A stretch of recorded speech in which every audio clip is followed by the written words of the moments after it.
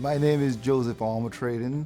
I'm currently the Chief of Surgery at HCA Florida Northside Hospital. I went to medical school at University of Miami School of Medicine and finished my residency at University of Buffalo. My practice involves mostly robotic surgery because we use smaller instruments, smaller incisions. The pain after the surgery is much improved. The recovery is much faster.